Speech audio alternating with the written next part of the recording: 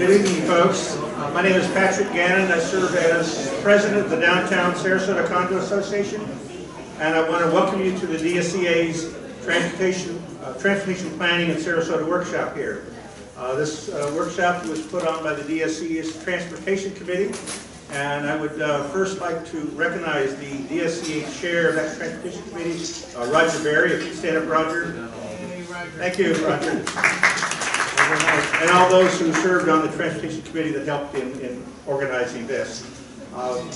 The format this evening is we have a moderator and then 3 speakers. We will be going through and the presentations, and at the end we can do, if there's time available, to do a few questions from the audience.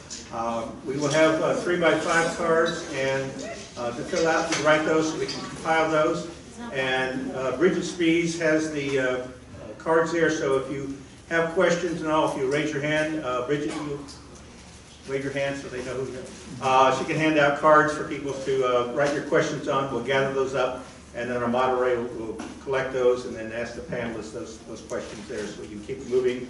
If we get to 6 o'clock, we'll just cut off the Q&A at that point and then allow you to have individual conversations while we let people enjoy milling around. There'll be food coming out right before 6 for that.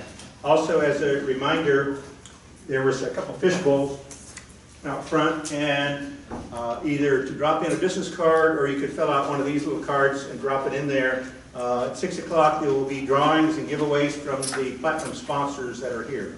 So if you have a chance to take a look out there, I suggest if you're interested to drop one of these, fill out one of these cards and put it in there. So to move on with this evening's presentation, it's my honor to be able to introduce our panel moderator, Colleen McHugh. She serves as the Chief Transportation Planner for the City of Sarasota. She came here from Austin, Texas in 2011. Prior to moving here, she majored in political science at the University of Notre Dame, received her BA, went on to receive her dual masters in community, regional planning, and Latin American studies from the University of Texas. Her first job in Sarasota was working for the nonprofit community engagement organization SCOPE. That's Sarasota County Openly Plans for Excellence on their community data initiative. And for the last 4 years, Colleen was the principal transportation planner at the Sarasota Manatee Metropolitan Planning Organization, working closely with state and local government agencies in the Sarasota Manatee County region. In February of this year, Colleen was hired by the city as the Chief Transportation Planner, working for Steve Cover, the new planning director for the city. That was one of the new hires that they had approved there. Also, she's able to commute sometimes by bicycle from her home in Indian Beach, Sapphire Shores, so she's quite familiar with everything that's happening along the North Trail for that. So I want you to welcome Colleen McHugh. Thank you.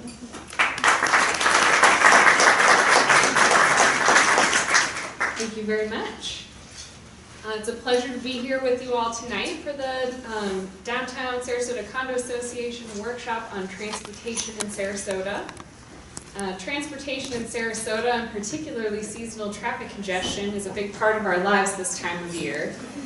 For the purpose of this discussion tonight, though, we'll be focused on the plans and projects to alleviate some of this congestion, as well as plans to improve alternative forms of transportation in the downtown Sarasota area.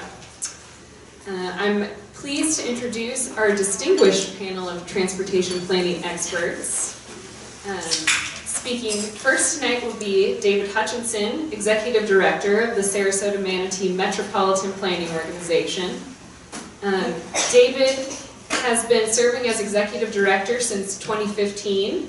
Previously, he was the Planning Manager at the MPO for 4 years. David has a BS in Environmental Studies from Utah State University and is a member of the American Planning Association Institute of Transportation Engineers and the Congress for New Urbanism. All right. Take it away, David. Thank you, Colleen. Thank you, Colleen. I'm going to take a few minutes and give you the quick version of the MPO Metropolitan Transportation Planning process. And We'll go through a few slides so that you'll have an idea of what the MPO is and what the MPO does and how you can get involved. Well, here we go.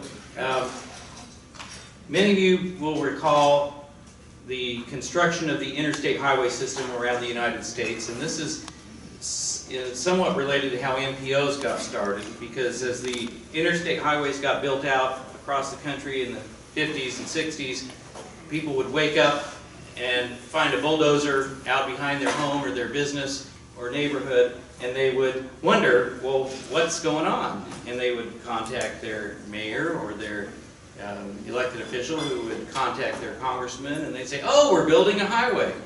You should know about this.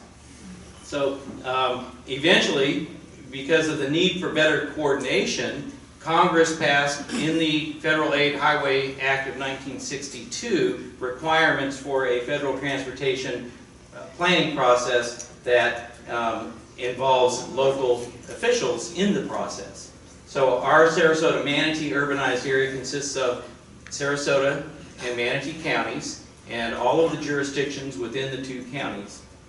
We have also an airport, a seaport, and 2 transit agencies, and all modes of transportation are involved in this process. Our MPO Governing Board is made up of 17 voting members, all but one an elected official, and the remaining person being an appointed official. I would like to recognize Vice Mayor Alpert, who's here this evening, and one of your members who serves on the MPO board, representing And the MPO Governing Board oversees this process with the charge of planning for a safe, efficient, financially feasible, environmentally sensitive, regional integrated multimodal transportation system that supports sustainable, livable communities and economic development. And apple pie too. But our MPO is the regional transportation entity for the 2 counties, and it's established through state and federal laws to provide a process for local governments within the region to coordinate with the Florida Department of Transportation, the Federal Highway Administration, and the Federal Transit Administration. And some of the issues that MPOs, well, actually we skipped a slide, I guess. Okay, no, MPOs are involved in many, many things, and I'm not going to go into all of these, but needless to say, our work involves numerous partnerships involving communities and jurisdictions and agencies. Our board doesn't do this all by themselves. They have the assistance of a technical advisory committee, which is made up of engineers and planners representing their respective jurisdictions. We have a citizens advisory committee with 28 members that represent citizens from throughout the entire region. And we also have a bicycle, pedestrian, and trails advisory committee made up of representatives from throughout the whole region. And they review many of the plans, and they make recommendations to the MPO board. And throughout this entire process, there are public involvement opportunities. All of the MPO's business is conducted in accordance with the Florida Sunshine Laws, so there's an opportunity for the public to speak at the meetings, to participate in this process. The MPO is the producer of many plans. We have a 25-year out into the future, 30-year out into the future, long-range transportation plan. We also adopt annual priorities in accordance with the long-range plan, and if those are selected for funding, then they make it into our Transportation Improvement Plan, or the TIP, which is a 5-year plan that's consistent with and works in coordination with the Florida Department of Transportation State Transportation Improvement Plan, or 5-year work program. We have a 2-year Unified Planning Work Program, which serves as our operating budget and a document that guides our planning activities over a 2-year period. And we have a public participation plan and produce numerous other plans and studies, one of which you're going to hear a little bit more about tonight. And we're not producing that study, but we helped get it off the ground and asked the Florida Department of Transportation to conduct it. That's the Barrier Island Transportation Study. So one of the most important things the MPO does every year is adopt project priorities, and I wanted to talk just briefly about those. Some of the projects that are underway or soon will be in the Sarasota area are projects that have gone through the MPO prioritization process to obtain a certain amount of federal funding. And these projects are brought forward by the respective jurisdictions, and if it's a fully local project, then of course those priorities are set at the local level. One thing to keep in mind is that a project can take 10 to 15 years to complete, and that's concept to concrete, and that's if the funds are available. And one of the issues that we face within the region and the state and the nation is that there are a lot more transportation needs that have been identified than there are funds to build everything that people would like or think they would like. So another big concern these days is safety, and one of the solutions to intersection crashes is roundabouts. So you'll hear a little bit more about roundabouts tonight. And they do play a role within the region that will help us reduce crashes and make for less severe crashes. The ability to take something besides the road is important. I don't know how many of you walked here this evening or didn't come in a car. Wow. If we can get to where every group has that many people not coming in their cars, we have solved the problem. So you're part of the solution by living in a dense urban downtown. Transit's going to be part of the solution. And the way that we develop our land use and do development approvals is also part of the solution. And I think, again, the city of Sarasota has been very forward-thinking in its plan to have a walkable downtown and access to the bayfront. So more good things to come in downtown Sarasota.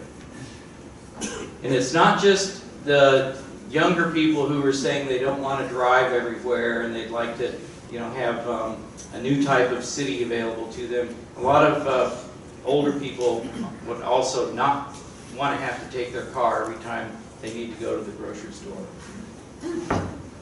Another item I'd like to just mention is the state has recognized the value of regional trail systems and statewide trail systems. And within our region, the what is called the Suncoast Trail, which is a state project that will fund $25 million of trail projects annually to build out a statewide system of trails to benefit local communities plus the economy. That regional trail in our area is called the Gulf Coast Trail, and it's going to come right through downtown Sarasota, connecting the Legacy Trail coming up from the south, a segment of the Suncoast Trail or Gulf Coast Trail that will come in somewhere broadly in the Fruitville corridor from the east, and then another segment that comes downtown from Payne Park will connect out to the Barrier Islands and up to Highway 64 in Manatee County and eventually to Hillsborough. Which is what you're talking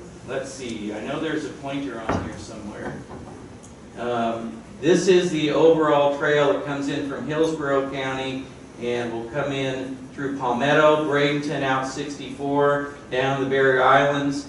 It may or may not be a 10-foot wide separated trail in all segments of this, but the overall route will go down into Payne Park, connect to the city's MERT Trail, multi-use regional trail, and then connect to the Legacy Trail that will connect down to Charlotte County and eventually all the way down to Naples. There will be a connection across the state. There's also connections out east and further north, other statewide trail connections. And that is I told you it would be quick, so that's the overview from the MPO standpoint. And again, it's partnership. We work with your jurisdiction and their leaders to try to keep our area eligible for federal funds and to get as much of those funds in our area as possible.